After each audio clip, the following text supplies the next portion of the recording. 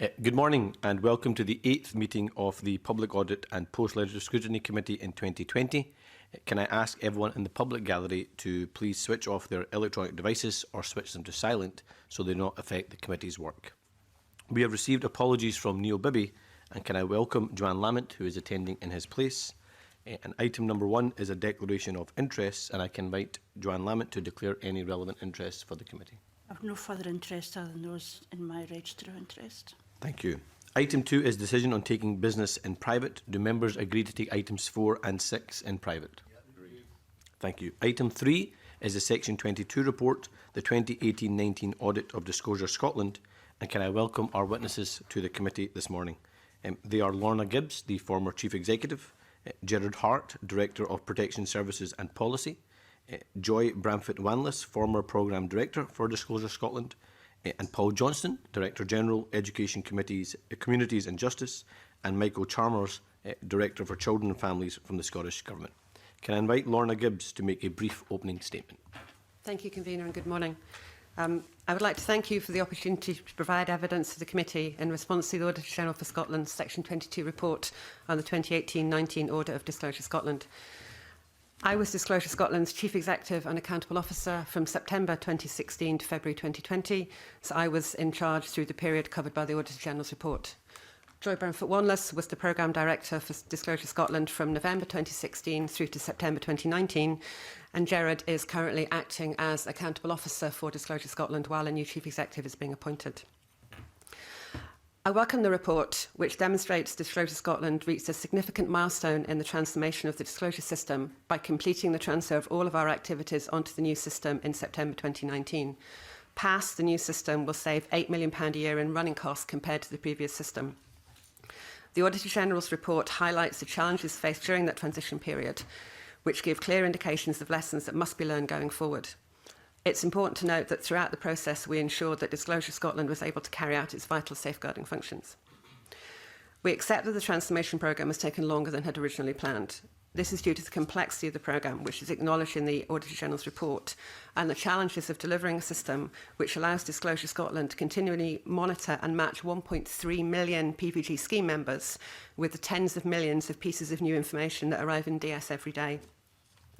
We accept that lessons must be learned, and we have already started to act on that by, for example, establishing a new Change Delivery Advisory Panel as a subcommittee of the board to improve the independent scrutiny and challenge.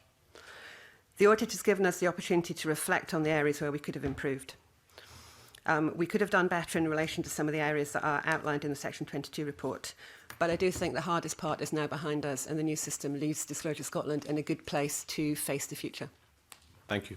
I think we also have an opening statement from Michael Chalmers. Thank you, and thank you for the opportunity to provide evidence to the committee following the Auditor General's Section 22 report on the 18-19 Audit of Disclosure Scotland. In my role as Director for Children and Families in Scottish Government, I line manage Disclosure Scotland's Chief Executive. I am Disclosure Scotland's Fraser figure. I report to Paul Johnston, who is the Portfolio Accountable Officer for this area of the Scottish Government's budget.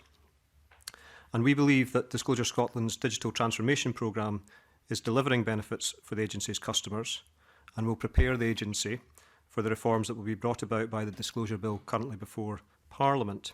However, we acknowledge that there are lessons to be learned. The Section 22 report raised valid concerns about the reporting and governance of the transformation programme and Disclosure Scotland, and that these should have been better. Disclosure Scotland has already acted on the Section 22 report reforming its governance structures, and in the Scottish Government we are also acting on the findings of the report. Lorna Gibbs and I have provided training and reflections to agency chief executives, and Scottish Government is reviewing its processes and guidance for the proper application of optimism bias on significant projects for agencies and sponsored bodies. And we are strengthening our support and guidance for agencies undertaking digital transformation to ensure there is proper account taken of the impact on the capacity of an organisation's leadership to run the day-to-day business while undertaking major transformation. Thank you, and we're happy to assist the committee in any way we can. Thank you. I'll open up. Paul Johnson, this is just the latest in a long line of IT projects that have come to the committee. Why are we so useless at delivering IT projects on time, on budget and to spec? Well, as my colleagues have already recognised, we have lessons to learn in this particular case. But I think it's critical to recognise that here is a programme that is delivering benefits to the public at this point in time. What is vital is that as the Scottish Government, we are constantly learning lessons and improving. I know it's something that the committee have looked at a lot. I have in front of me the Enabling Digital Government report from Audit Scotland in June 2019 that I think this committee has looked at, and I think it gives a very fair assessment of some of the areas of real strength, some of the specific things that the Scottish Government has put in place to ensure that we are able to really build on the learning that this committee has highlighted and that Audit Scotland has highlighted. There are successes that we can describe, particularly where agile methodology is being utilised and is delivering benefits. But I absolutely recognise there is still more that we can do. And I think this report helps us further strengthen the provision of support, advice, good practice and challenge to others in the public service. And do you think this project is a success or a failure to be learnt from? This project has delivered. It is delivering better. It's delivering better service to the public as of today. I was very interested to go on to the Disclosure Scotland site just as part of my preparation for this, and members, I'm sure, will be interested in doing so too, and seeing the very simple interface that now exists for members of the public who wish to get a basic disclosure. That for me is an indicator of success in this programme. So you would regard this project as a success rather than a failure to learn lessons from? No, I would regard it as a success in that it is delivering better services to the public. I would also recognise there are real lessons to learn, particularly around good governance and around optimism bias, and we have to learn lessons from that. Thank you. Lorna Gibbs, the project so far has cost £78.5 million. The initial budget, the initial business case was 77.2, and in the end we went for a business case that was 34.1 million. For the 78.5 million, are we getting the 77 million package or the 34 million package? The packages for the outline business cases in 2015 both aimed to deliver the same outcome. So the business case that was originally done in June 2015 was set at that high level. Ministers were concerned, understandably, about the affordability of that. So Disclosure Scotland went back and considered a number of options. And what it did was it went out to the market with something called a request for information. It invited 10 organisations to come and comment about what would needed to be done, the risks associated and the likely costs. Disclosure Scotland took those requests for information, took what the businesses were saying they thought were the likely outcomes, reduced the optimism bias to some extent, reduced a number of other costs as well, and came up with a package of 35 million. So there was a process by which we went to be sure that we were clearer in the 2015 business case about the likely costs. The other point to make, I think, is that the 2015 business cases, both of them, were based on a traditional waterfall delivery. It became clear to us early in 2016 that that was not going to deliver a system which was workable and usable. So we commissioned some additional report from PA Consulting, and they recommended moving to an agile delivery programme. So the business case that was done in 2017 was based on agile delivery, which was a better way of exploring what it is we were actually looking to achieve. I don't think anyone would believe that the package for 34 million was the same package you'd get for 77 million. And in no walk of life would anyone believe that there was the same package. It was aimed at the same outcomes. The only thing not the same package. Same outcomes, okay, yeah. but not the same package. It was aimed at delivering the same thing. So it was aimed at delivering the same system changes. We did, as I said, we went out to the market and got additional information. So there was a number of areas of costs that were cut, but there was nothing taken out of what we intended to deliver in 2015. So what we intended to deliver was the same for the outline business case in June as it was for the outline business case in later in the year. We were just more confident because we'd been out to businesses that the costs would be more in the region of 35 million. And is it correct to say that as it stands, we are not at the full functionality we would have expected from the business case and from the 34 million package? We're not at the moment, no. The priority had to be to get us off BT, which is an expensive and inefficient and unuser-friendly system, which would not have allowed us to make the changes that we're looking to implement from the bill. So there's two elements of the build, if you like. There's the back-end functionality that allows us to do the processing, and there's the front-end functionality, which is how the users engage with the system. There's a lot we still need to do on the front-end functionality, so customers for basics can apply online and receive a really good quality online system. We haven't yet built the functionality to allow standard enhanced and PVG to engage digitally, so there is more that needs to be done, yes. Okay. So, as far as the public is concerned, you have a £77 million functionality package, which is not back. We then accept a £34 million functionality package, which we accept, but in the end we spend £78 million and we don't even get the functionality package of £34 million. And there's still more spending to be done. The 78 million includes the additional spending that we expect to spend over the next couple of years. So the 78 million should take us to all of the systems being online. Okay, so 78 million will take us to getting to the 34 million package, not the 77 million package. No, the 77 million package and the 35 million package are the same. The functionality for both of them was the same. Okay. So it's only the cost that changed in 2015, not what we were planning on delivering. Okay, but as it stands, we don't have the functionality of 34 million. No. Okay. Mr. Beattie. Just continuing on the line of the convener's questions there, I'm obviously looking at paragraph 8 of the Auditor General's report, which relates to the original outline business case. That was June 2015, it was projected at 77.2 million. Am I correct that, from what Lorna Gibbs said, that the Scottish Government's objection to this was purely on cost? It was, ministers accepted that the system needed to be replaced. We had commissioned research in 2015 that had identified that the BT system was never going to be capable of delivering a properly functioning online digital system. So ministers understood that we needed to make these changes. They were concerned at spending £77 million on that, so they asked us to go back and do some more research within the business community to see whether those 77 million costs were valid or whether or not the business community was telling us we could do it for less money. And that's the work that was done in between the June business case and the October business case. You engaged with the business community in the first place to reach your original figure. Gerard, I might ask you to pick that up because I wasn't in the organisation in 2015 when the original business case was done. The original business case was done by estimation in conjunction with the knowledge from the existing BT contract at that time. There hadn't been the exercise that Lorna referred to, the request for information exercise, which came after that. So I think that what Minister's challenge was to really about affordability, to say this looks like an estimate that's based upon perhaps information which is perhaps too elderly, and you need to go back and look again at the current market and the current way in which the market's operating, remembering that at that time it was the beginning of a real period of innovation generally in IT in the public sector, and there was lots of new corporate entities in that marketplace. So there was an opportunity to go and test that by having this RFI exercise, which is actually something that is now done very, very commonly.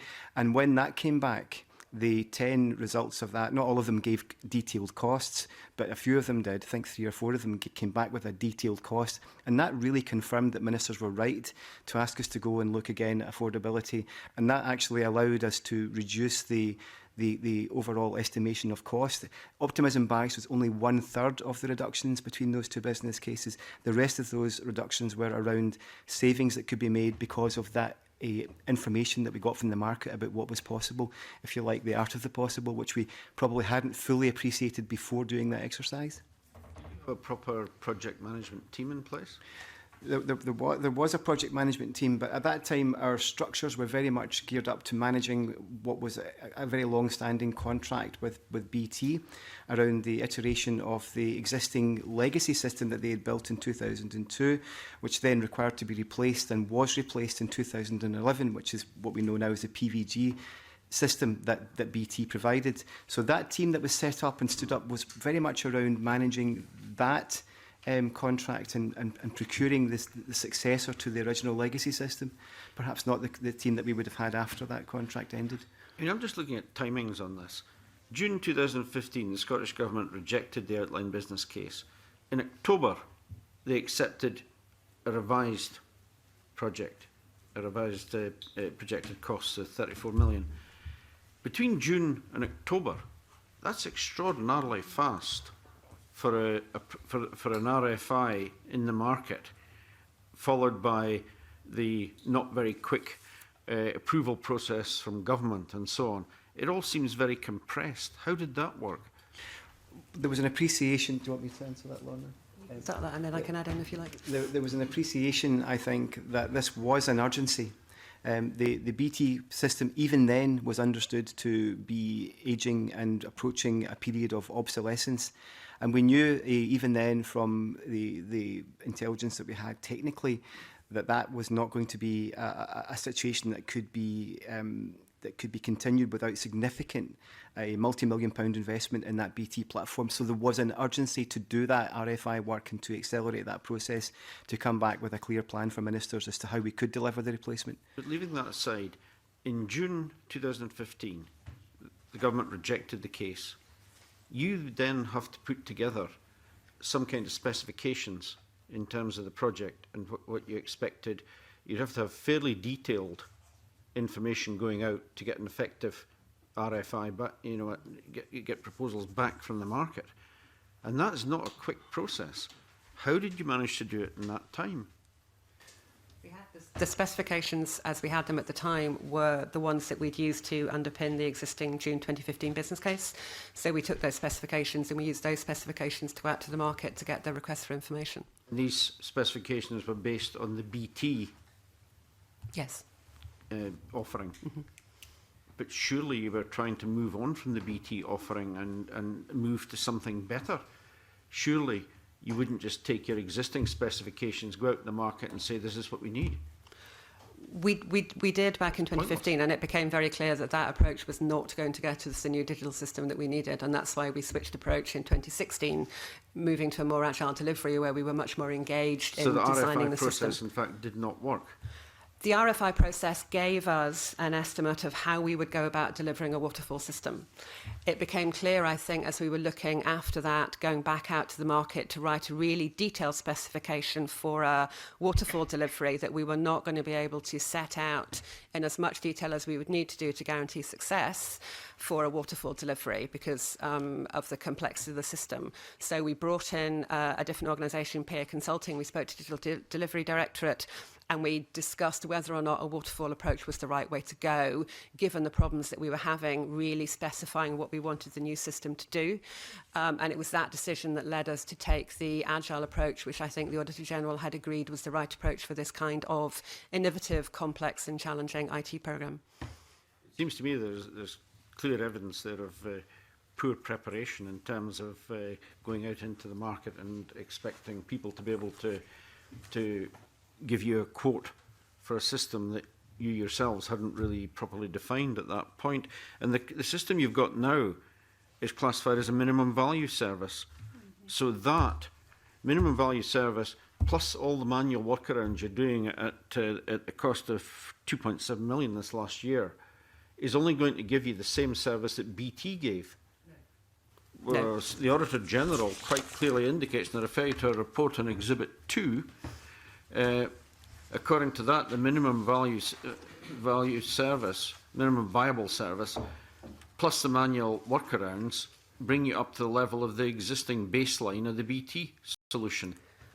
Your ambitions are more. What we can do at the moment that we couldn't do is that we have an online application process which meets the digital standards, which we didn't have before. And importantly, we have the ability to flex and develop the system. So at the moment, we are looking to make changes to the existing system which allow us to implement our elements of the management offenders legislation and the age of criminal responsibility legislation. We could not have done that with the BT system.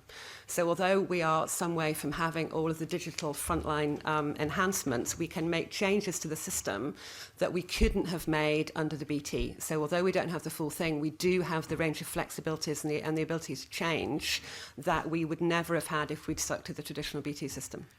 Can I ask you, if you look at Exhibit 2 on page 7 of the Auditor General's report, is that depiction, as we look at it, incorrect? It's not incorrect in terms of the services that we provide. It doesn't take account of the flexibilities and the abilities that we now have to change the system to adapt to changing legislation. And that's one of the key benefits of the system. We couldn't change BT. If we'd have stuck with the BT system, we would not have been able to bring to the Parliament the Disclosure Scotland bill that's going through at the moment, because we just could not make changes to the system. So we've got that ability to own the system, to change it, and to bring in innovative new policies that we would never have been able to do with BT. Let me just ask you a last question on the optimism bias. Why is the level of optimism bias throughout the lifetime of the project lower than that recommended by HM Treasury's Green Book for such an innovative and complex project? It's within the levels recommended, although it is at the lower levels. And clearly, one of the lessons for us is that that level of optimism bias was set too low, both in 2015 and in 2017. So I think that for us and for Scottish Government more widely, it's one of the things that I would say, yes, we were wrong.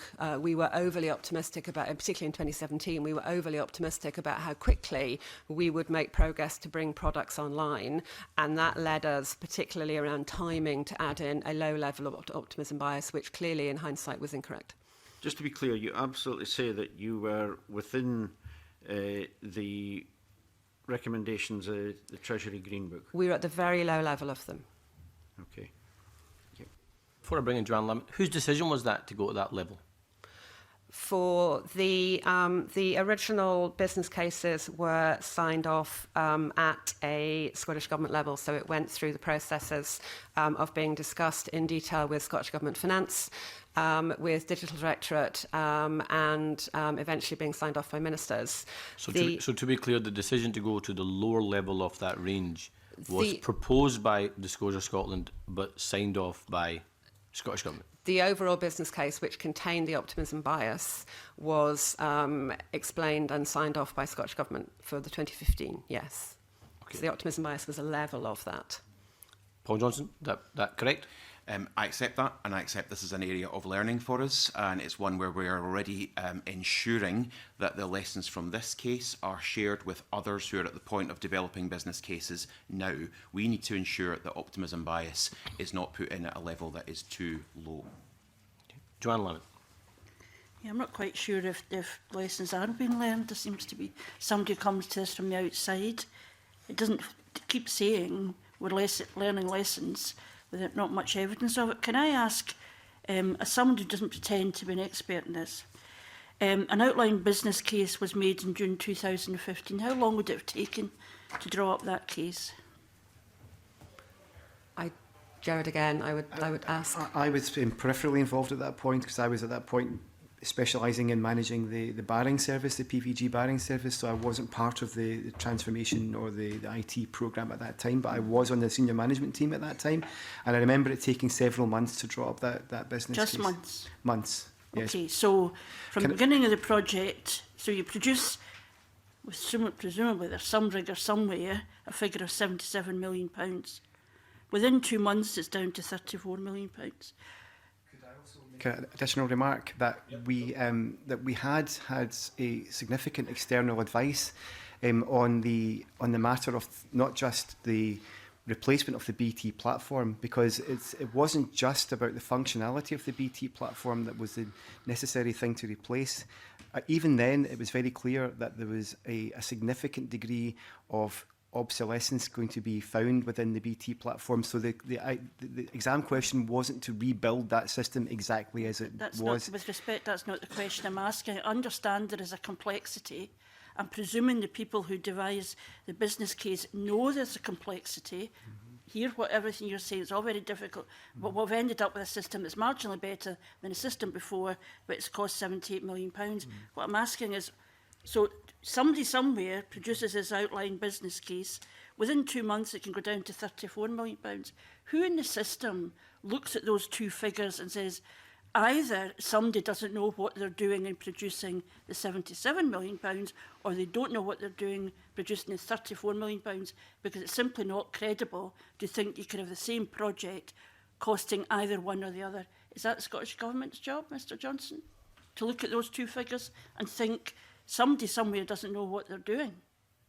Well, my colleagues have tried to set out the work that was done that led us to go from the 77 to the 34. So I think it's absolutely right that the Scottish Government did not accept the 77.2, because when the request for information went out, what came back from that RFI exercise was material that allowed Disclosure Scotland to put together a business case at a reduced cost.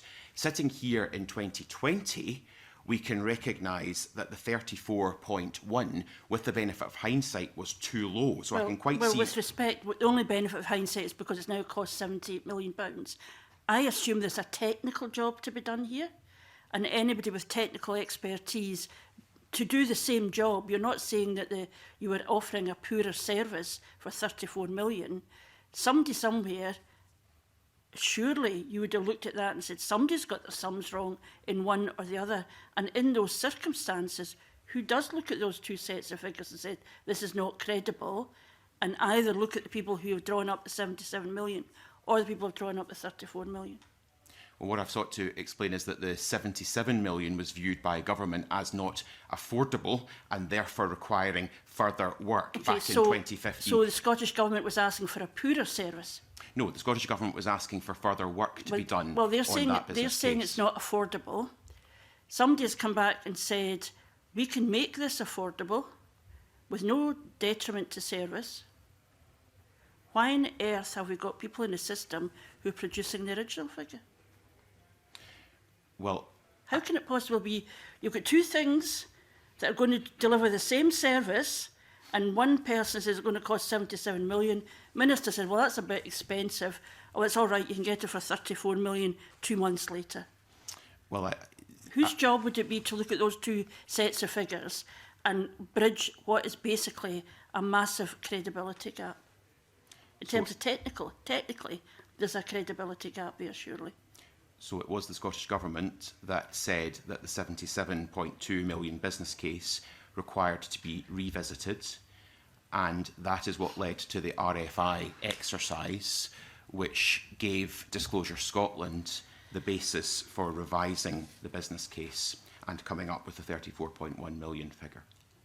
Which then was established later as to be a fiction, really. That reduction was a fiction because we're back up even higher than we were before. See, I hear what you say about complexity, but you knew day one it was complex. You knew day one how important this process was. We're now hearing that the BT project was hugely expensive, not fit for purpose, but we still had to end up extending the contract. So everything was known on day one when that 2015 figure was produced. Everything about the project was known. Am I right? We knew it was complex. I don't think it was until we started to explore exactly what we wanted it to do that we realised how complex it was. The BT system was a system that had built up over time. I don't think there was anybody, we discovered subsequently, that could sit down and write a detailed specification. And that was why what do you mean we discovered subsequently? Subsequent to what? It was when we were, once we'd had the approval to the original business case, once we were then saying, well, we need to take that approval and we need to write a specification to go out to the market for an O2 procurement for a waterfall delivery, we then started to set out in detail what does the system do and what do we want it to do. And it was at that point that it became clear to us that we could not specify in sufficient detail what we needed the system to do for a waterfall delivery to work.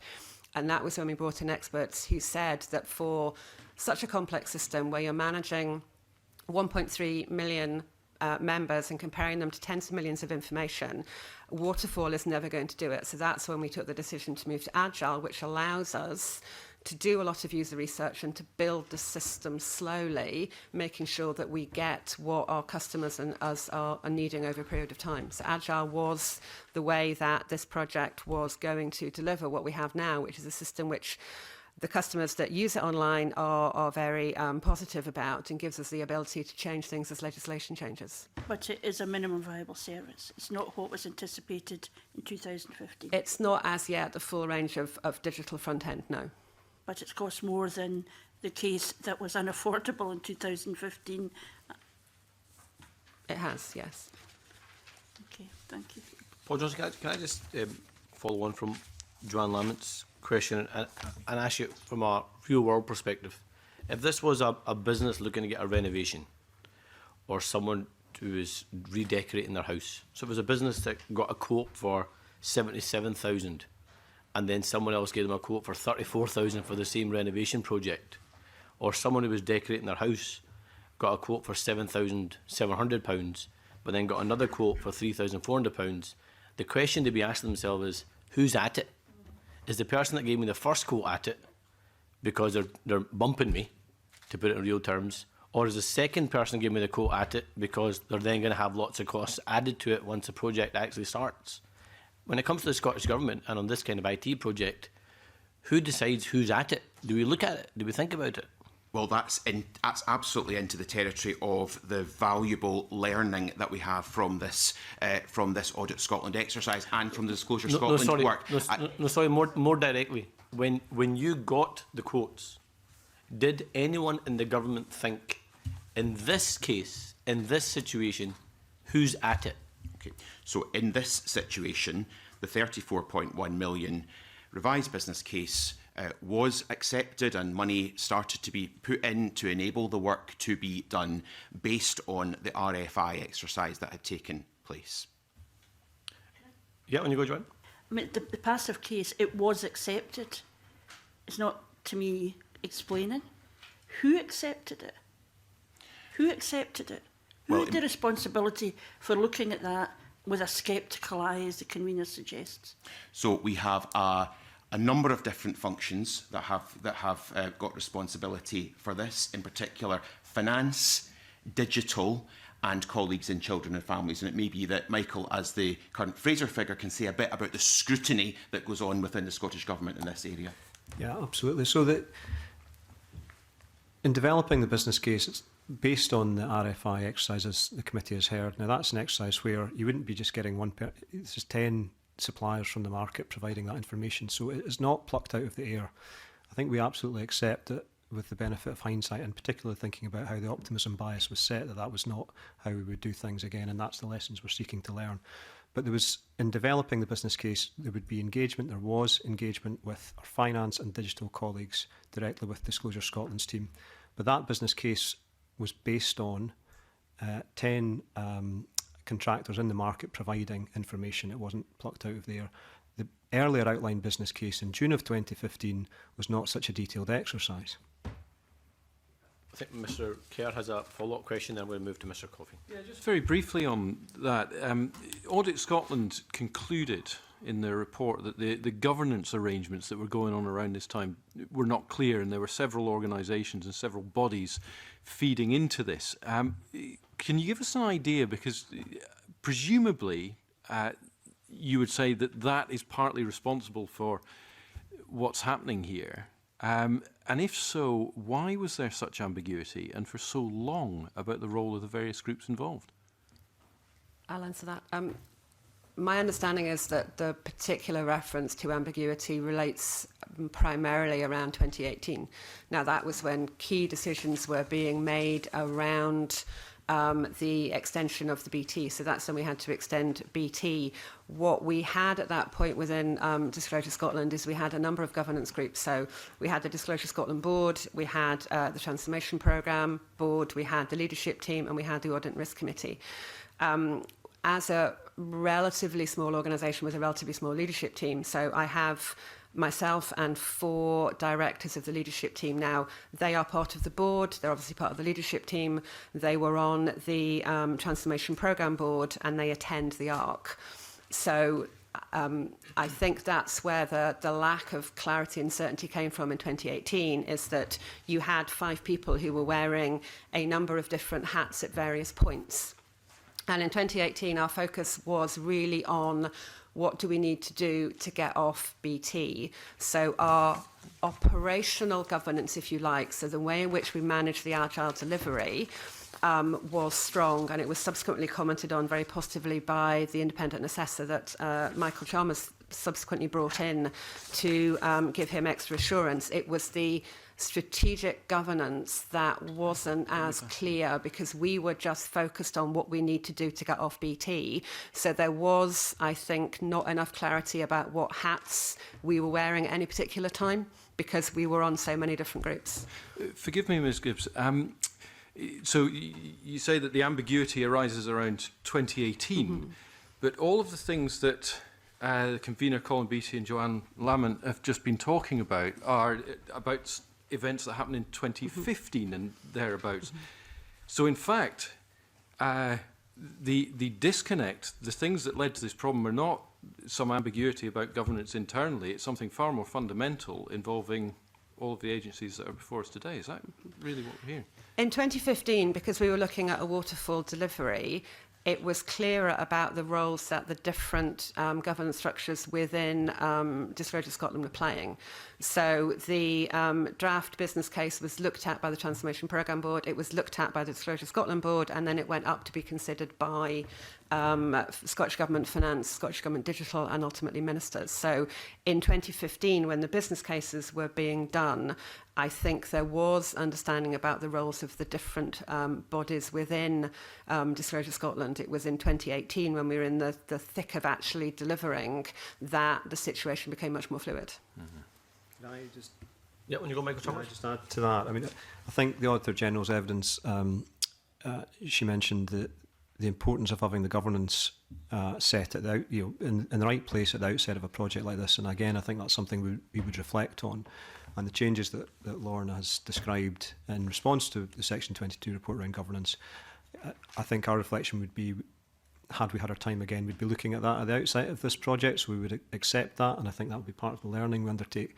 What I would say, however, though, is that at the point where we started to recognise the project was going to take longer than we had originally planned for, and therefore the expense kicked in around the autumn of 2018, both in speaking to BGSS as the contractor, the leadership team from Disclosure Scotland, the outside and third-party assurance that we brought in from Capgemini, who were from the private sector, who undertook an assurance process for us, and indeed all the other assurance that was the norm for a project like this. There was nothing we really got from any of that that suggested that there would have been a way to do this quicker.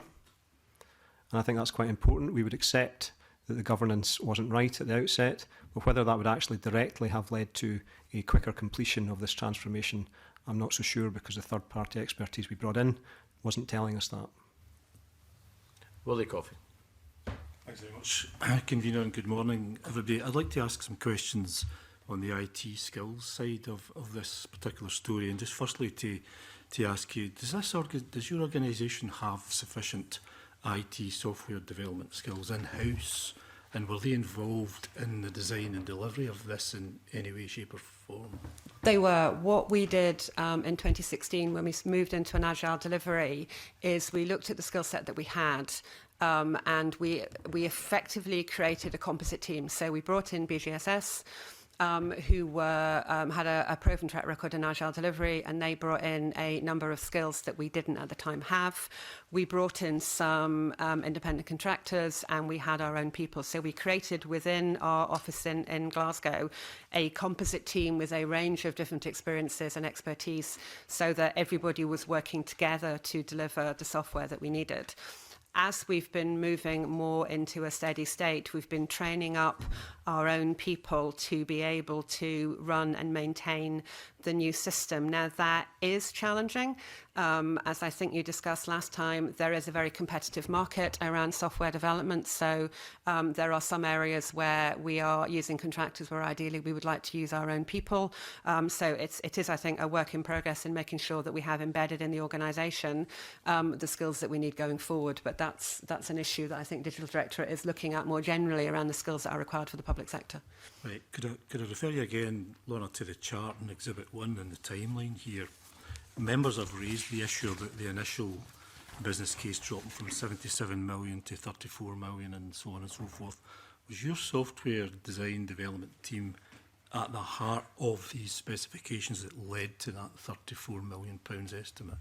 At that period, we were looking at waterfall delivery, so we weren't looking at doing our own software development. We were looking at outsourcing. Who was doing the looking? Was it your software team or was it management? Or who We was producing didn't that really estimate? have a software team at that point because we had a managed service from British Telecom. So British Telecom were effectively doing all of the software analysis, all of the build, all of the looking after it. So we were working with them in 2015 to get their input into the design of the system. But that was quite different from the approach that we subsequently took. Right. So in October 15, we arrived at a proposal with a cost estimate of £34 million. It wasn't until August 2016 that BJSS were appointed. How on earth can you think that what was devised in October 15 was going to be what was delivered if the contractor wasn't even appointed then? That was why we changed the approach. So in 2015, we were still aiming to go out to the market and commission somebody to draft everything for us and bring it back and install it. We then realised that that really wasn't the right way to go, so we changed our approach in 2016. Once we changed our approach, we then went out to the market to get a business partner to come in and do the initial stages of agile delivery, and that's when BJSS came in. Yeah, but that's the starting point for me, convener. This is where it started to go wrong. The contractor that ultimately delivered the project for you wasn't on the scene until 2016. But prior to that, all this work on all these estimations were taking place, the initial 77 million down to 34 million. They weren't even involved at the table at that point. How on earth do you think the project could have been delivered with anything prior to that when the contractor wasn't sitting at the table with you? Because it was a very different approach. So it's almost we stopped the clock and stopped the thinking and started a very different approach to agile. You started again, basically. We started again, yes we did. And with hindsight, what we should have done is say, are we sure in September 2016 when BGS started that we can deliver by March 2018, because that's not particularly long. But following the principles of Agile, which Joy could talk you through if you wish, we started with BGSS because it wasn't them as a contractor, it was them as a contractor and our people and interim people as an entire team, starting to do the work to say, well, what is it we want the system to do, and following proper Agile principles to deliver that. So they're very different. 2015 and 2016, 2017, they're very different beasts and very different approaches. I know what Agile is, I know what Waterfall is, I know all of that stuff. We've heard it all before here, I know, I'm quite familiar. According to the Permanent Secretary who wrote to us yesterday, she said that the Digital First Assessment only looked at this in November 16, presumably for the first time. But all of this work had been done prior to. This question is really for you, Paul. Why did we only come in November 16 to look at this and have some kind of digital assessment of this process, when all of that work had taken prior to this and there wasn't any, it seems, assurance of the design proposal and the cost estimate proposal up until that point by us? More about this in a minute, but what I would say is there has been involvement from the Scottish Government from the outset, but what we have done within the Scottish Government is refine our own processes for the oversight of projects like this, and I think that's what's being referred to in that letter. But Michael? Well, the only thing I would add is that the Scottish Government Digital Directorate were engaged with the team as these business cases were being developed. So, I mean, what happened in November 16? This is the Permanent Secretary's letter I'm referring to here. Digital First Assessment, November 2017. Oh, the first assessment was 2016. But this was after the point that BGSS arrived on the scene. So what was their involvement before that? So, as I say, I think that particular assessment, I can absolutely check the chronology of this, but what I can be very clear about is that there was Scottish Government involvement from the outset, but that the particular types of assessments that we have in the Scottish Government have developed over the years, and therefore what's described to you in the letter is the ways in which we have assessed it over recent years as we have learned and developed and matured our processes for the oversight of programmes like this. Okay. And the digital first assessment looks specifically at what we are doing around user research and engagement, and it couldn't have looked at that any earlier than 2016, 2017, because we hadn't started doing it. So it came in at the appropriate point once we were starting to really do the agile delivery work. So once we started the agile delivery journey, then the processes that kick in around that, around health checks and digital first assessment started to kick in as we started to actively do the work, which was in 2016 when we were starting to really get into the delivering the agile process. I accept that, but there's a heck of a lot of work Lorna went on before that point in August 16 that kind of seems to have almost been redundant, because you've said we basically started again in August 2016 with BJSS. Shouldn't there have been some kind of assessment of, from a software perspective, from a cost estimation perspective, of this project at a much earlier stage than what happened? It's as if we threw away the work that we did up to August 2016 and started again. Does Joy want to come in on that? So what we're saying is that when we got the business case agreed for the 34 million, the team, went away and did a lot of work on trying to develop the requirements to build that service. It took them until the following year to realise that they just could not do that. It wasn't possible for them to stipulate up front what was required, and therefore we had to take a different route. So we couldn't use the stuff that had gone before because we simply couldn't define the requirements up front. We would not have got the system that would have worked at the end. So we did have to discount that and start with an agile approach, which accepting we didn't. Well, surely you would have thought of that before you came back with a business case of 34 million. Surely exactly what you're saying about we didn't know. You would have thought of that before we did the business case rather than thinking about it after the business case and the quote. No, I understand that the time that they. So I'm Jerry, you might want to come in, but at the time we did the business case for 35 million, it was the business still thought that they could stipulate the requirements to deliver the system. They still thought that they could do that, get the money, go away, write all of the requirements for the system, and have somebody go away and build it. That's what the business case was for. Two business cases that thought that. Yes.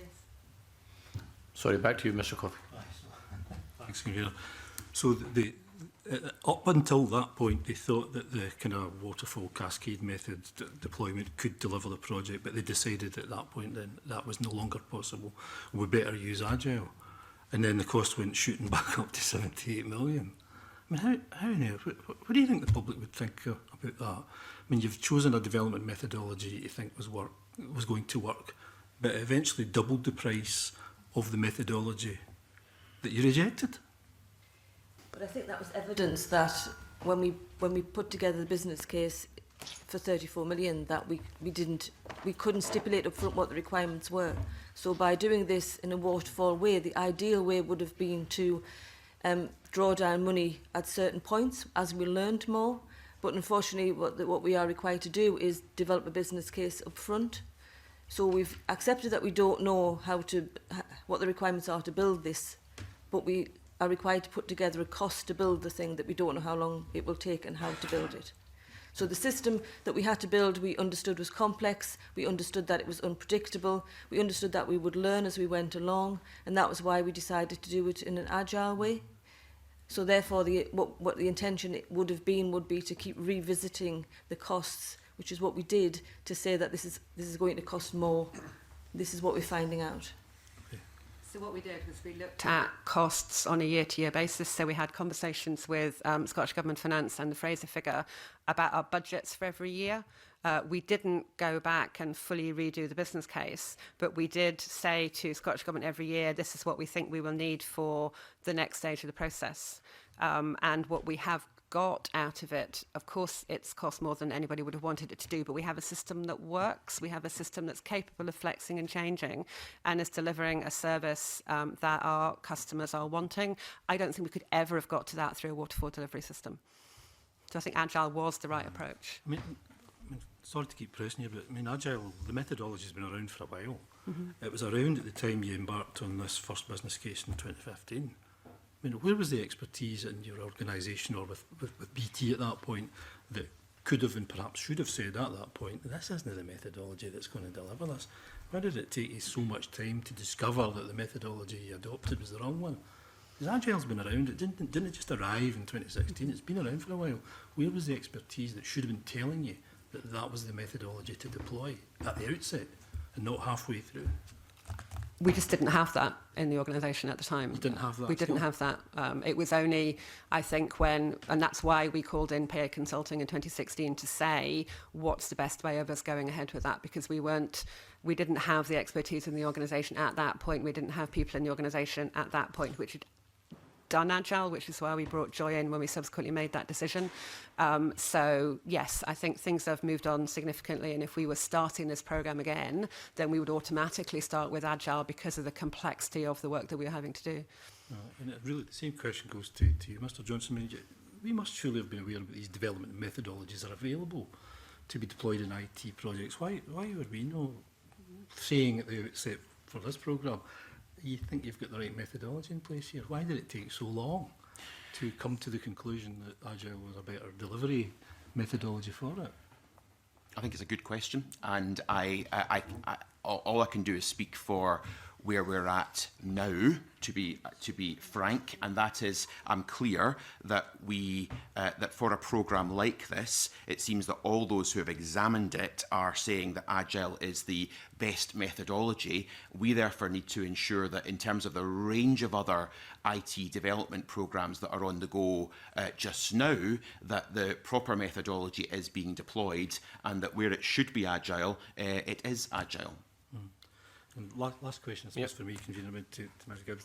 Does the organisation, in your view, currently have the skills, the IT, the software development skills in-house that can keep this particular project and any others that come to you to be developed in a consistent, cost-effective, timely manner? Do you think you've got the skills in-house to deliver, to continue to deliver the requirements for this project and any future projects that come to you?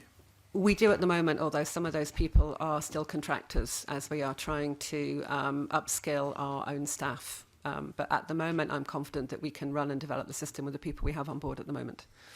Okay, thanks, Convener. Bill Bowman. If I can move us back to the governance issue. I think, Lorna Gibbs, you said that in 2018 you had many boards. And I raised at the meeting on the 23rd of January that the website only had the September 2019 board minutes, audit committee minutes from 2018 and the 2018 report and accounts. We were also told from your auditor that he had raised this with you about the disclosure of this. So can I ask those, perhaps who are still in post, what the approach Disclosure Scotland is now takes to the publication of board papers and minutes? This is being discussed. We are working to identify the correct platform to publish these as soon as we possibly can. There's a commitment now to actually to do that. The current website situation that we have is that we have some pages upon what is primarily intended to be a service-oriented website, the mygov.scot website, but we've got a corporate section within that website. So we're currently working with Scottish Government colleagues to find a way to more acutely host these board minutes, and that will be happening in the immediate future. So can you tell me what's there now? Well, there are some minutes on the website, but we haven't yet been able to upload the ones that we fully intend to do. But the members will see that happening over the next couple of months. That it's the most recent set of minutes which are on the website, and every time there's a new set of minutes they replace the ones that have been on before. Well, I looked again yesterday before coming here. I don't know if you did in your preparation for the meeting, but it still seemed to be the same minutes that were there. We are in discussions with the... How much discussion does it take just to put a set of Well, minutes on the website? there There are some there at the moment that you yes, could replace. well, there are actually some complexities around that because of the way that website is set up and the purpose of it, but we are finding solutions for that. There's a project set up now to make sure not only that board minutes but other corporate valuable documents are hosted there, and members will see that happening in the near future. Why will it take 2 months? It's not a technical challenge. It's a challenge around what the MyGov website was set up to do and whether it's set up in a way that it is the most appropriate place to host a large number of corporate documents. So it's not, physically we could put more copies of the minutes on the website, but it's not what MyGov was set up to do. But there's currently minutes on the website. There's currently a set of minutes on the website. Right. What we have been encouraged by Audit Scotland and our internal auditors is to have a suite of minutes, so a number of different sets of minutes. Right. And that's not what MyGov was set up to do. It was set up to be much more service-based. But even if it's not set up to do that, if you currently have minutes on the website, why can't you add further minutes? And why will it take 2 months? We don't own the MyGov website, so it's not entirely up to me or Gerard to say we are going to put this number of documents on it. We need, because it's not our own website, we made the decision not to have, we had a Disclosure Scotland website which wasn't fit for any digital standards, so we moved on to MyGov to be consistent with that user focus, but they have quite strict rules about what they allow organisations to put on, and they aren't comfortable in having lots of sets of minutes on it, so it's not at the moment within our gift to say we will go back and we will put on 6 months worth of minutes. So it's a negotiation around... You're going to carry on line the questioning about the minutes? I think you've anticipated most of my Great. questions. I would just say then that, your auditor raised it. As an overseer from the Scottish Government, it was not a bit of a danger signal or a red flag that you've got an organisation that's not up to date with its minutes and disclosure? Michael? Well, we've accepted, I think, that the governance arrangements, overall governance arrangements weren't good enough, and certainly... You didn't do anything about it? Well, what we did was, I've engaged with the board and the transformation board over the time when I've been the Fraser figure. So I would certainly reflect that if we were looking at this again, we would focus more on the governance arrangement. It wasn't where it seemed to me that at the time when we were engaging with them that the biggest issues were. The focus was on the digital transformation programme, and on reflection, the governance should have had more attention. Does this roll across other organisations that are hosted on the Scottish Government website? I don't think other agencies are using MyGov in the way that we are. I think a lot of the other agencies have their own websites and therefore have more freedom to put as many minutes as they and the auditor agree is appropriate. So I think, I would need to double check, but I think we're the only agency that uses MyGov. Can I just ask how you know that? are you speaking from a position of Disclosure Scotland, or you have a broader knowledge? I have a broader knowledge. I was part of a grouping of chief executives that would regularly get together and have conversations about things like this, about websites, how we use MyGov. So I know, for example, that Student Awards Agency has its own website that has minutes on it. So I couldn't speak for every single agency, and we can certainly check that, but I think we're the only one that uses MyGov in this way. But we can check and confirm. We have a project set up right now with a director managing this project to solve this issue. So, there will be a correct solution identified, and minutes will be uploaded to that in the near future. So you surely have the solution to this problem. Well, I think the solution is we need to get these minutes online. And so my undertaking is that we will take this away and ensure that happens quickly, and that the committee is kept up to date as to when that is done. To be clear, 2 months is not quickly.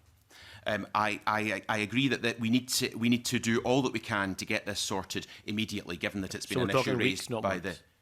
So we're talking it'll be sorted in weeks, not months. Well, let me get back to the committee. Let me take this away. I want to understand what are the options for sorting it immediately. I agree that it seems overly complicated in terms of getting sets of minutes up on the website so that they are publicly available, and it's something we need to get sorted. So I will commit to get back to this committee with an update on that matter. Yes, on you go. Point on that. You're talking about 2 months ahead, but can you also, when you're answering, tell us how long you've known about this and have been thinking about it? Okay. And then Mr. Cotton. I'm less surprised that we've got problems with the whole project if we're incapable of getting a set of minutes up on a I presume MyScot is run by the Scottish Government, is that right? It's not a cupboard. Yes. It's not a filing cabinet. It can take any amount. I mean, my understanding is that the joy of the internet and the way in which you store stuff, you can store astonishing amounts of information. And we're seriously saying a senior official has to go away and work out whether it is possible to find a way of getting past the process of putting these minutes up on MyScot. So Joy is now in a senior role in digital directorate. No, and I'm may asking wish you, to Mr pick that up. Johnson, what on earth do you think is such a problem that we can't simply agree that minutes from this organisation goes up in MyScot and there's a possible, presumably, you won't have to one in, one out. You can have an archive as well. And I have no idea how technology works, but even I know that we're not limited in capacity as if it were a filing cabinet. So I've said that we need to get that sorted, and we will get that sorted. I look to Joy for any further explanation as to why we find ourselves in this situation. Mr Johnson, can you just simply say that Scottish Government's responsible for MyScot? Is that right? Yes. The Scottish Government will agree to be the host of the minutes for Disclosure Scotland, full stop. That seems reasonable to me, yes. Thank you. Mr Coffey. Thanks again, Convener, for letting me come back in. It was just again to ask Paul, I mean, the IT projects are coming to the Audit Committee with a bit of monotonous regularity, I'm sad to say. And again, looking at the Permanent Secretary's letter too, there's over 400 projects registered with the Digital Audit Office. It's just to ask you, are you satisfied that all of the organisations that are procuring, designing, developing IT software-related projects have got this sufficiency of skills to deliver these projects on our behalf? Have they got standards in place that they adopt? Do they know about things like the agile methodologies and so on and so forth? Can you give us an assurance that that's all in place? Because we know about Audit Scotland's principles for a digital future, and we're expecting everybody to embrace it wholeheartedly. But can you give the committee an assurance that this is actually happening, and we're not going to see another trail of IT projects coming before this committee? The Permanent Secretary's letter has set out the measures that are in place which seek to ensure that we are developing greater capacity and competence and oversight of what I recognise are a vast number of IT projects. We want and need to be making swift progress across these projects. I want to see us being an organisation that captures the learning, that deploys it, that spreads it. The Permanent Secretary's letter sets out the way in which we're seeking to do that. I hope, and my expectation is, that this committee will see an increasing number of examples of IT projects that are being delivered and that are delivering benefits to the public. I come back to the fact that this particular project, for all of the issues that are being discussed this morning, is delivering a service to the public that is safe and, crucially, and it's something we haven't really focused on yet, it is delivering year-on-year savings, estimated at present to be £8 million.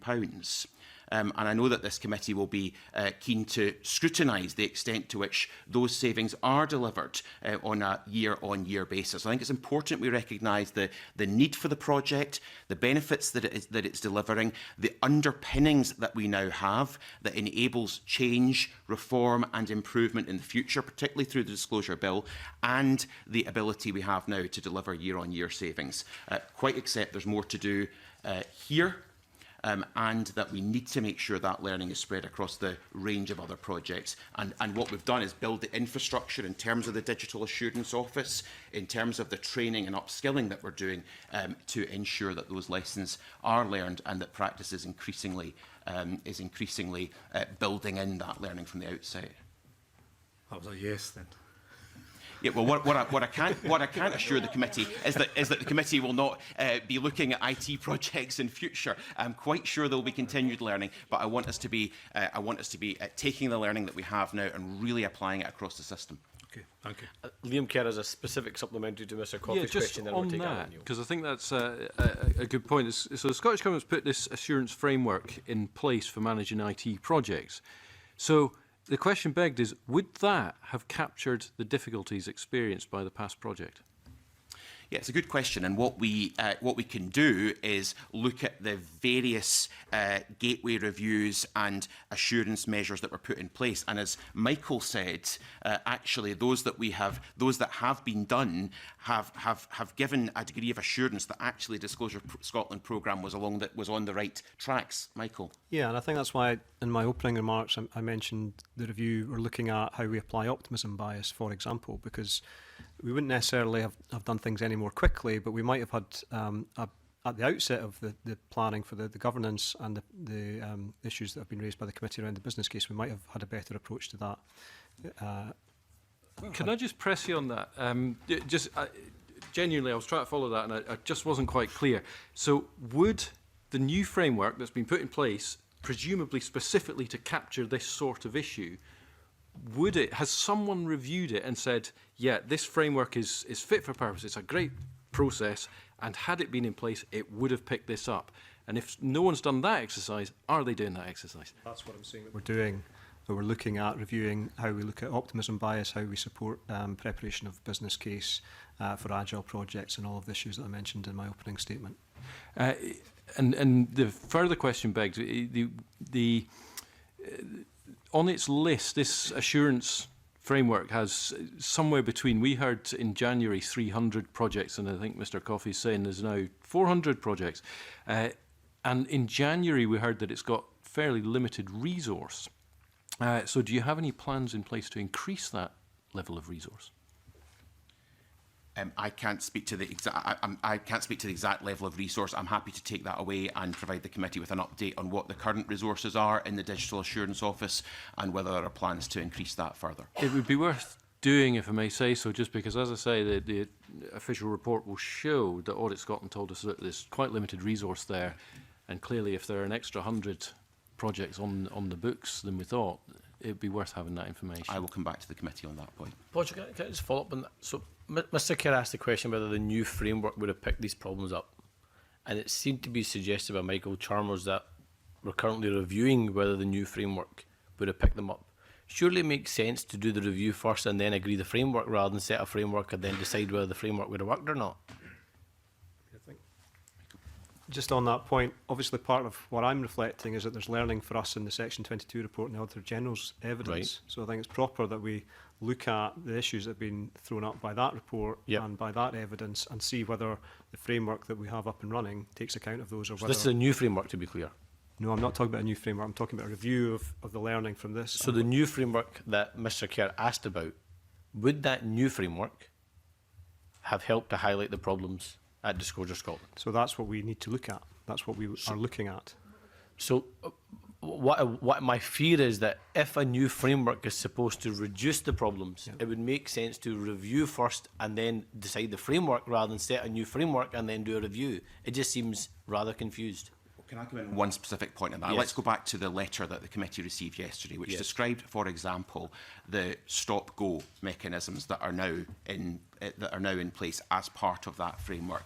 My expectation, but I'm happy to take this away, is that in light of the learning from this report, the colleagues who are now operationalising that framework will, for example, be looking at things like optimism bias to ensure that it's pitched at the right sort of level. But I'm absolutely happy to get back to the committee on that point, because I quite appreciate we need to ensure that the learning is being applied now in the cases that are still being developed. I think what the committee would like to hear is, if asked, will this new framework help to reduce the risk of the problems that are happening in Disclosure Scotland so it doesn't happen in future, for you to be able to say, Mr. Johnson, yes. Yeah, exactly. That's what it's intended to do. So can you say that? Yes. Okay. Mr. Neil. Can I start by asking, the new IT system that we've been talking about that costs £78 million, what's the lifespan of that system?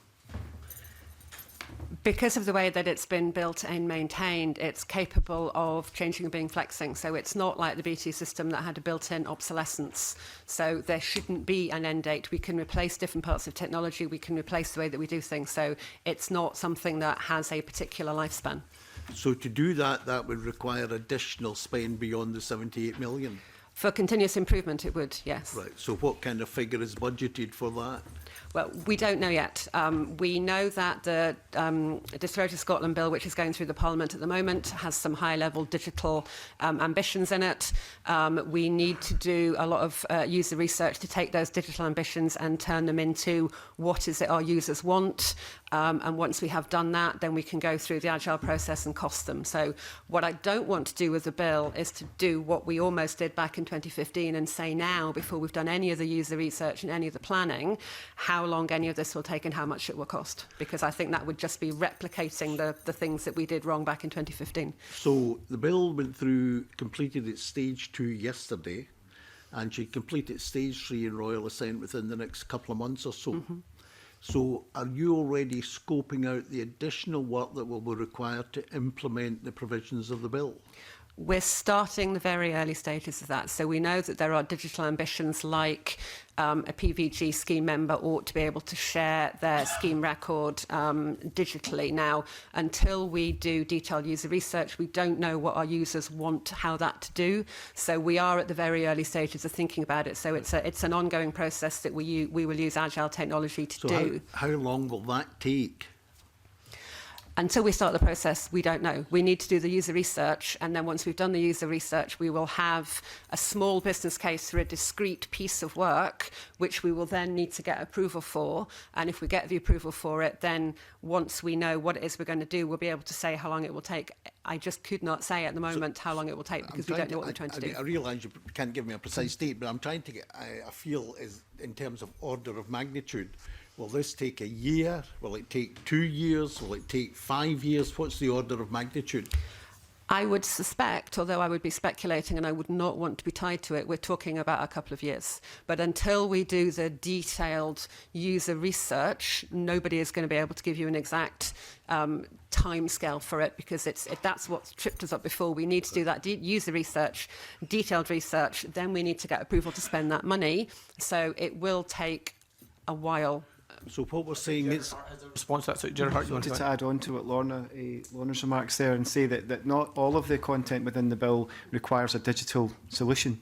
There are aspects of the bill which can possibly be delivered without an IT build corresponding to that. Yeah. So I think the approach has to be iterative, to look to deliver the value of the bill as soon as we can deliver that aspect, and build out the functionality that's needed to deliver the larger pieces. For example, the largest piece that we have to deliver in the bill will be managing a mandatory scheme of 1.3 million members, perhaps with different start and stop points in a time-limited membership period. So that all requires IT computing power. But other aspects like the 12 to 17 stuff that's in the bill, around younger people with offence exclusions, etc., that can perhaps be considered in a different way. But as you say, this 1.3 million is a key provision in the bill. So how long will it take, in effect, to implement that part of the bill? It's about stages. So our ambition is to deliver a way to apply for PVG online as a stepping stone on the way to delivering the wider functionality that would be delivered with the bill. So it's not about sort of black and white, it's about moving and improving the service successively over time. And we've got very, very robust ambitions about delivering that online application process under the existing law as soon as possible. And that will take us a long way towards meeting some of the 2015-2016 onward aspirations our customers told us about. So we need to take it in that sort of stepped way and deliver the value iteratively. So I hear what you're saying about each stage. I hear what you're saying about you need to do the consumer research first before you can identify what needs to be done, and you can't finalise the timetable and the budget until you've done that. I hear all of that. But have you agreed the methodology of how you're going to go about implementing the new provisions in this bill? It will be agile. Sorry? We will be using agile methodology. Right. And so, in specific, what I'm looking for is, if you were doing something new in the private sector, you would have an adjunct to your business plan saying, we've got this additional remit, and here's how we're going to go about implementing it, accepting that the dates at this stage will be unspecified for achieving some of that. So have you got such a plan? We've got a high-level plan. So we've got the transformation team embedded in the business who will be taking this forward. So they have within their business plan that is the main focus of their work. Right. But as I said, we just cannot. One of the key learning lessons from what we've been through is not to sit here and tell you how long something will take and how much it's cost before we've done the research. What I want to know is, could we get a copy of that to see, what stage, what's being done, what the sequence is, and then what the eventual aim is? Can we get a copy of your methodology for implementing the bill's provisions? I'm really not sure what I would give you, apart from saying that we're operating an agile methodology, because I can't give you a plan until we've gone through the very early stages of agile. So I'm not So you really haven't sure. at this stage got any methodology, even in draft form, for implementing the provisions of the bill? Yes, we're going to use agile methodology to do it. So we will start off doing the discovery phase, then we will start doing some build, then we will start doing some testing. I mean, Right. that's the agile methodology we'll use. Aye. Sorry? You've got a plan for a plan rather than an actual plan. Yes. Could we see the plan for the plan? All it would be is, this is how agile delivery works. I'm sorry, I'm not sure what else I would be giving you. Okay, right. Would it be helpful if I'm not we... getting filled full of confidence here. Sorry, would it be helpful... Shall I ramp up on this? The team will be able to share is their discovery plan, which will say what will come out at the end of a discovery, which will say that at the end of this we will have the information that says whether we'll proceed into an alpha build. So they will be able to give you, as Lorna says, the first stages. What is it we're doing? And as Lorna says, it will say that if at the end of discovery we have enough information and it's the right thing to do, we'll move into an alpha. The discovery plan will be more detailed, and that will tell you what's happening in chunks of work. We won't be able to tell you beyond that, because we won't know what comes out of discovery to know what will happen in the alpha. Right, okay. Can I go back then to, and I think it's relevant to how you go forward with the new bill as well. This morning, we haven't heard a cheep about the role of your board in all of this. How many non-executive directors have you got? Four. And how did they monitor everything about the project we've been discussing this morning? It's important to remember that as an agency, it's an advisory board, so it's not a statutory board and it doesn't have decision making. It's there to provide challenge and support for me. So the board is the 5 members of the executive team and the 4 non-executives. So they receive regular updates on what's been happening with transformation. They receive every meeting they have. They receive a paper on financial spend. I'm not particularly interested in what they receive. What I want to know is, what value have they added to the process, if any? They've added a considerable amount of value. So, for example, we have a non-executive who is experienced in corporate governance and risk management. We have a member of the non-executive team who is a experienced agile delivery practitioner. Sorry to interrupt again. So they are bringing their expertise and challenging us. I want you to give me some practical examples of where your non-executive directors have challenged you and said, you're making a fist of this, you need to change direction, you need to do this, you need to do that, you're not doing it right.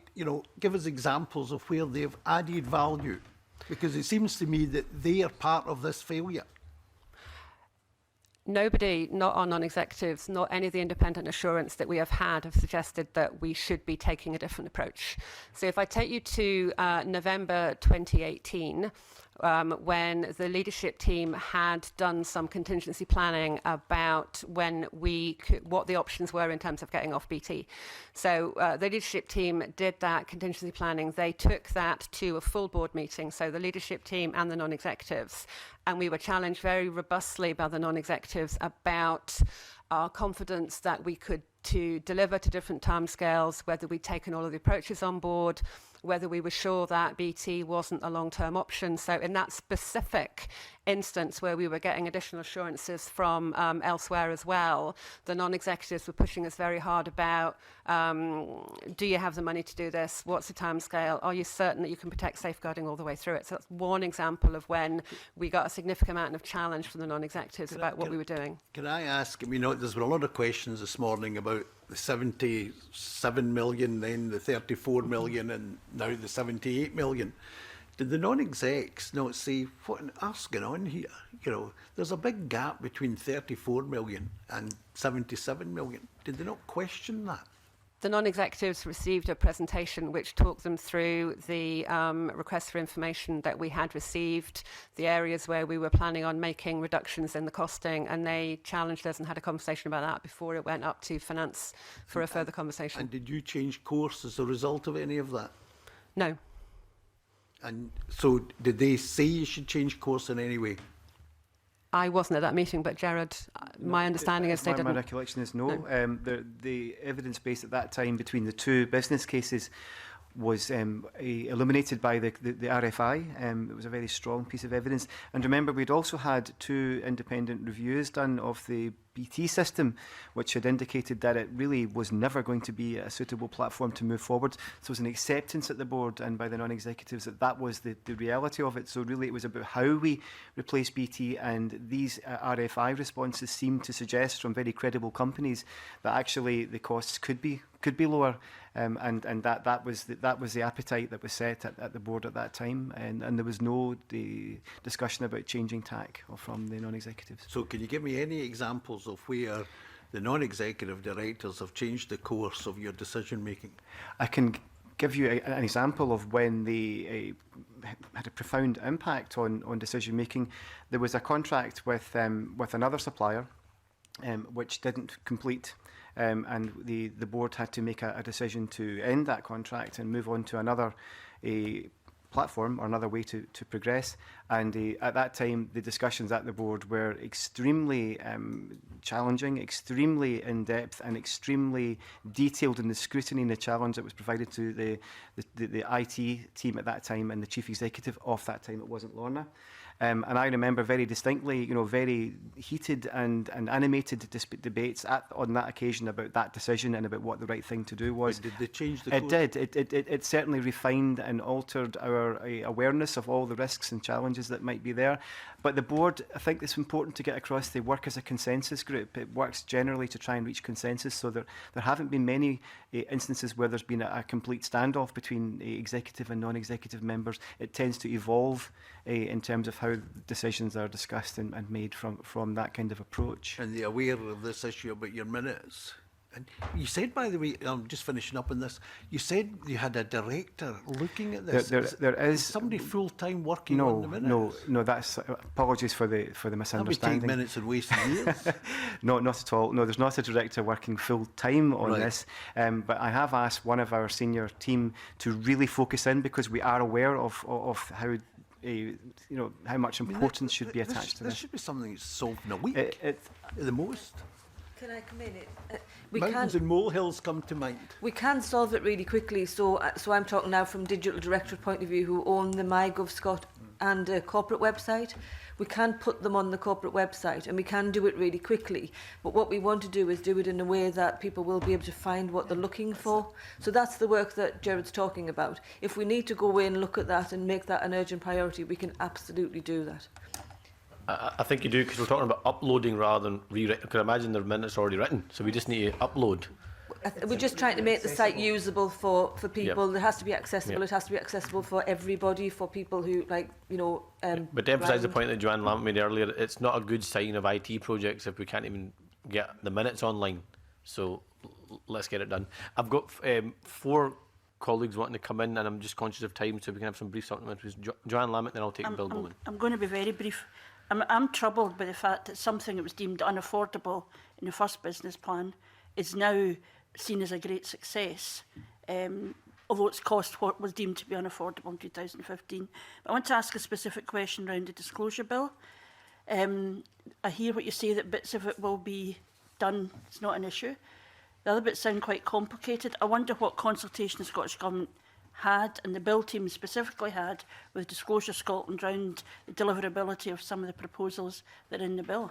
The bill team is embedded in Disclosure Scotland. We own our own policy, so the bill team is Disclosure Scotland staff. So you're saying that you've sanctioned a bill to be discussed with Parliament, there'll be pass very soon, but there are bits of it you're not confident you'll be able to deliver. No, that's not what we said. We are confident we'll be able to deliver it. What we need to do is to say exactly what that delivery will look like. So we're confident that we understand and can use the agile methodology. Started with that before you drafted the bill? We couldn't do the detailed work around user engagement until we had parliamentary authority that this is what the Parliament wanted us to do. So I'm confused now. You have ownership. You have complete ownership of the bill and the proposals within the bill, but you are saying that some of the proposals in the bill will take a long time to work up, and that was my understanding what you said. It's quite complicated. We weren't sure when it could be done. Couldn't put a time scale on it. It now transpires that you have created this for yourselves. Presumably the Scottish Government said, we sanction, I mean, it has to be the authority of the Scottish Government. It's their bill, ultimately, that's been presented to the Parliament. You're agreeing with everything that's in it. We're going to pass it, I think, with, with relative scrutiny. It seems to be, there's been a fair wind round it. But you have said, I mean, you highlighted the fact that there are proposals inside that bill that you think will be challenging, but it transpires that it's your proposal. What's in the bill is on the basis of an extensive amount of consultation with users. So what the bill does is put out the principles that we know our stakeholders and users want us to do. So that's where the policies in the bill came from.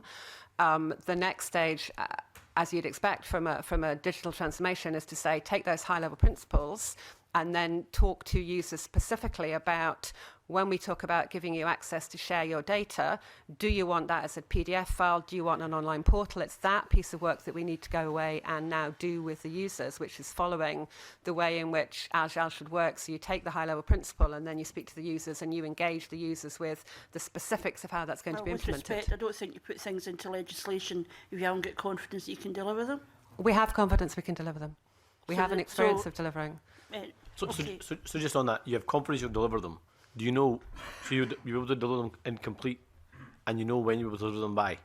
We don't know when we'll deliver them by because we need to develop the detail of that with our users. So it could be 5 years, could be 10 years, could be... I wouldn't expect it to be that long, months, no. years, what are we talking about? I would say years. I would say a couple of years, but that is an estimate. Please do not hold the future Chief Executive of Discovery Scotland to account for that because we still need to go through the detail. I'm sorry? When are we going to get a new Chief Executive? Michael? Well, the recruitment process is underway.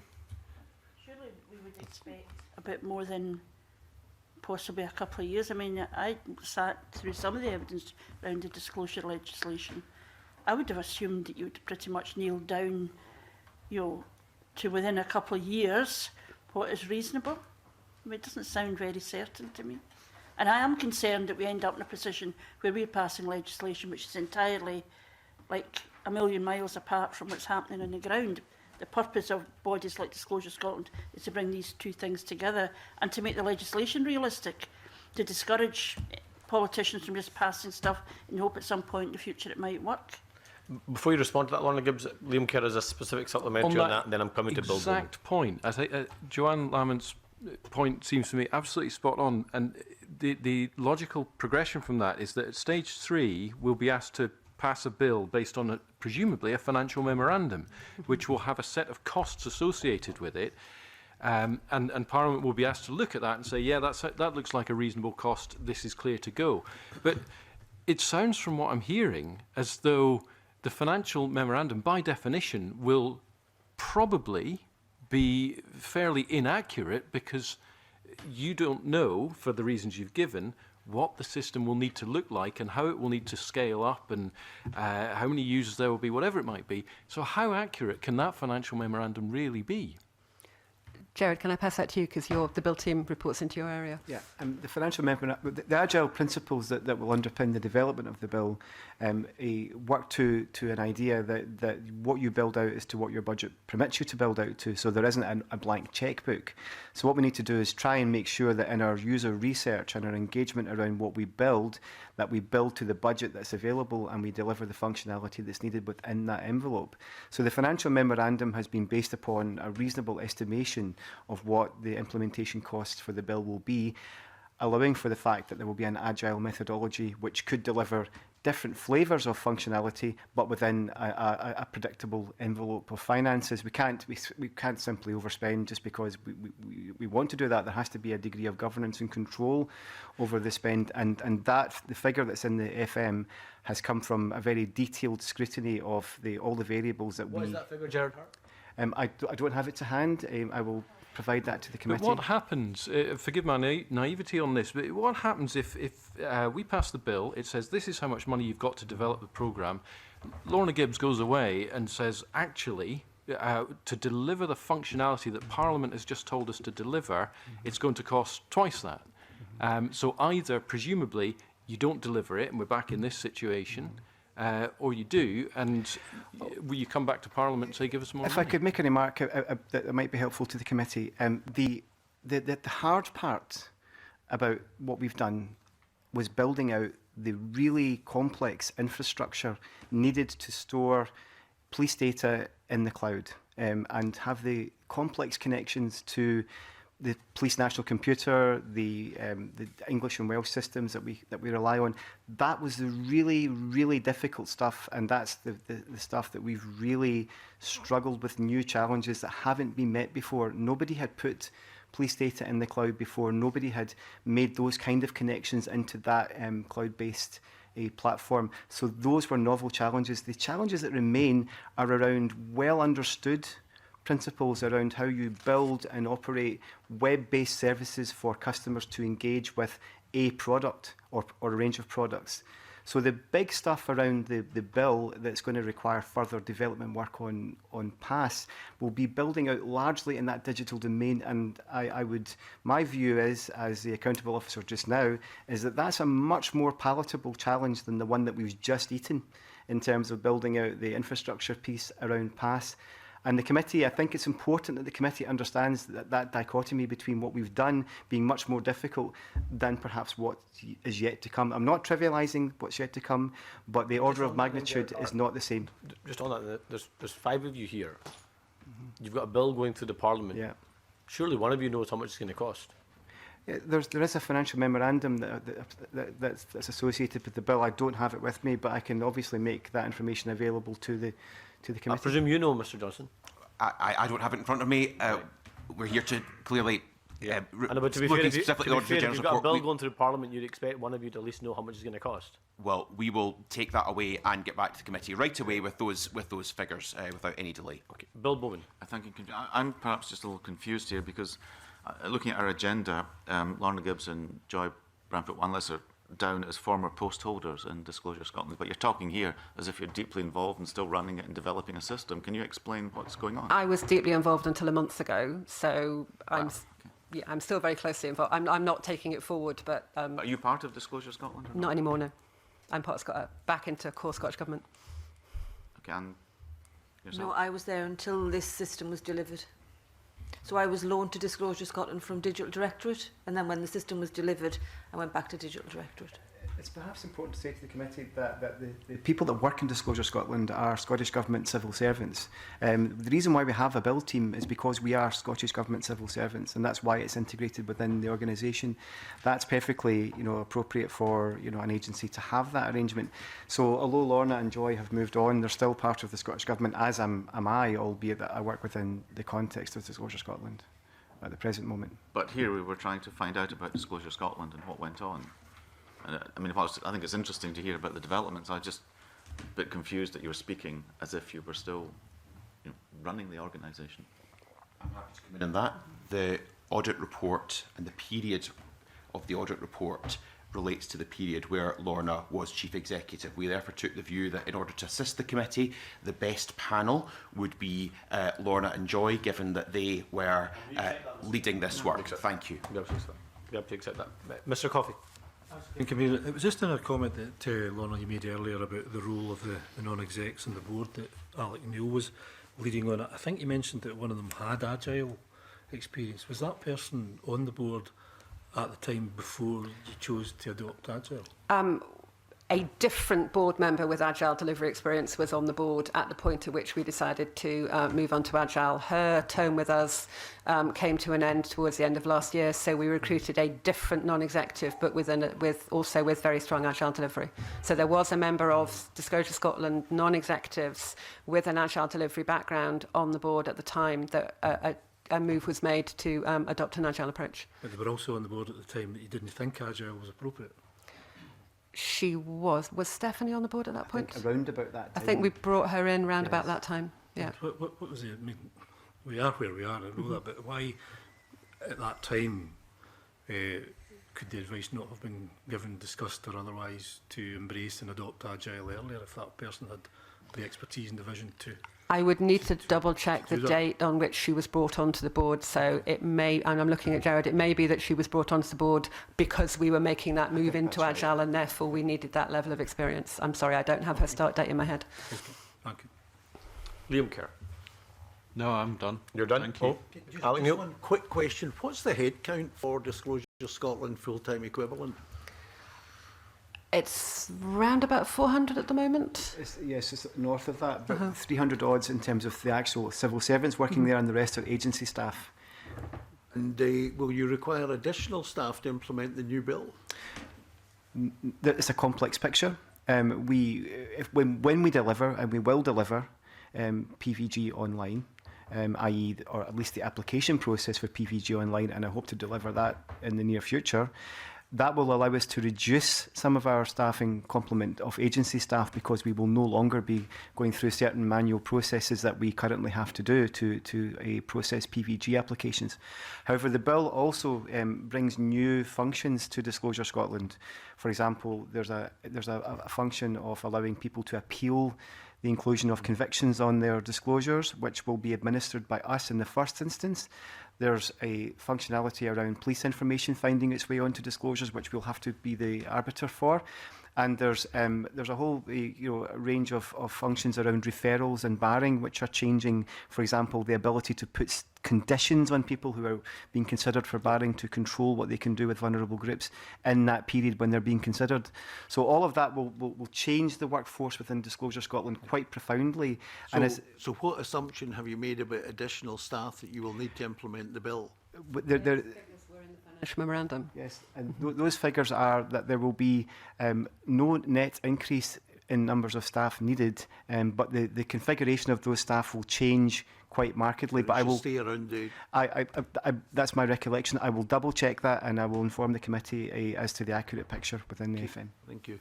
Thank you. I think we've had quite robust and good exchanges on that. Paul Johnson, given everything you've heard this morning, do you still stand by the fact that you regard this as a successful project? I will stand by the fact that this project is delivering a service that the public are finding better than its predecessor, and that we now have the underpinnings for further reform and transformation, and also that the Agile methodology was the correct methodology to take us forward. But I will also reiterate that, that there are lessons that are already informing the approach that we are taking to other IT development programmes across the public service, and for that reason, the scrutiny of the auditors and of this committee is really important and is very valuable. Thank you, Mr. Johnson. And I hope we are not discussing IT projects in future and reflecting on some of those lessons, but I suspect we may well be in the very near future. Can I thank all the witnesses for their evidence this morning, and I now suspend the committee. Thank you.